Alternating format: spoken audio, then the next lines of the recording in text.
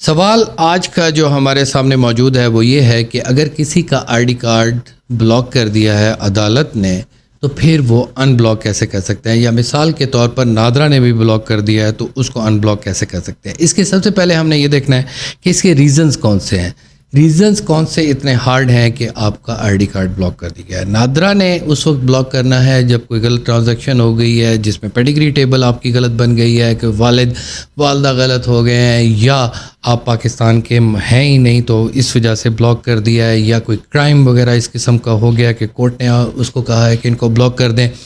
یا اس کے علاوہ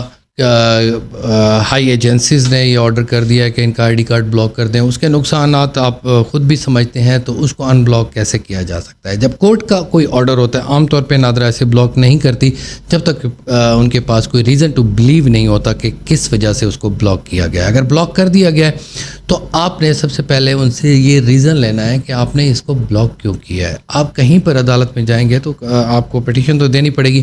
تو اگر وہ نادرا والے کوئی ریکارڈ آپ کو نہیں دیتے تو آپ نے کیا کرنا ہے، ایک سمپل اپلیکیشن پوسٹ کر دینی ہے۔ ان کو پوسٹ کرنے کے بعد ان کو کہیں گے کہ جناب یہ ہماری اپلیکیشن آئی ہوئی ہے، اس کو آپ نے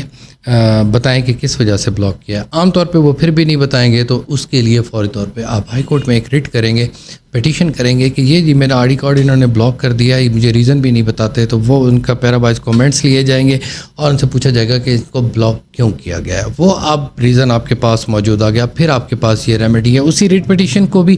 آپ آگے چلا سکتے ہیں اور اسی کورٹ کو کہہ سکتے ہیں کہ سر انہوں نے ناجائز کی ہے، اور اسی پٹیشن میں بھی آپ یہ پرے کر سکتے ہیں کہ میرے آئی ڈی کارڈ کو ان بلاک کیا جائے۔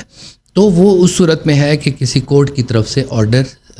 ریلیونٹ نہیں ہوا کسی بھی سب آرڈینیٹ کورٹ کے ساتھ۔ اگر وہ ہوا ہے تو وہ آپ کے پاس ایک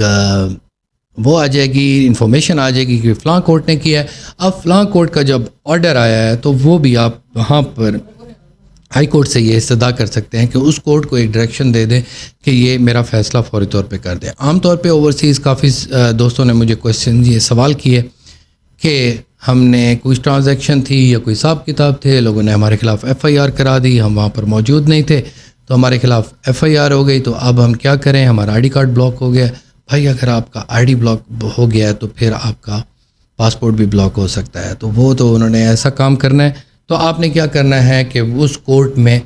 آپ اپیئر ہو سکتے ہیں۔ اب سوال یہ پیدا ہوتا ہے کہ آپ پاکستان میں موجود ہیں یا نہیں ہیں۔ اگر آپ پاکستان میں موجود نہیں ہیں تو پاور آف اٹارنی بنا کر وہاں پر ریپرزنٹیشن کی بات کر سکتے ہیں۔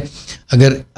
فوجداری ہوگا تو آپ کو خود سرنڈر کرنا پڑے گا، لیکن اپلیکیشن بھی دی جا سکتی ہے کہ ہم یہاں پر موجود نہیں ہیں، اور وکالت نامہ دے کر آپ وہاں پر سٹارٹ پروسیجر ہو سکتا ہے۔ اگر سول پروسیجر ہے، فیملی کورٹ ہے، بیوی نے، بیٹیوں نے، بچوں نے آپ کے خلاف دعویٰ ڈگری کرا کر آئی ڈی کارڈ بلاک کر دیا ہے، تو وہاں پر بھی اپلیکیشن دی جا سکتی ہے کہ ہم اس کو کنٹیسٹ کرتے ہیں۔ ایکس پارٹی پروسیجر تھا، اس کو کنٹیسٹ کرنے کے بعد ان بلاک کیا جا سکتا ہے۔ تو سم اب اس طرح کرتے ہیں کہ جس فورم نے کیا ہے اسی کو فریق بنا کر یا آپ ہائی کورٹ میں جائیں گے، یا عدالت نے کیا ہے تو ان کے پاس جائیں گے، نادرا نے کیا ہے تو نادرا کے پاس جا کر یہ استدعا کریں گے ختم کیا جائے،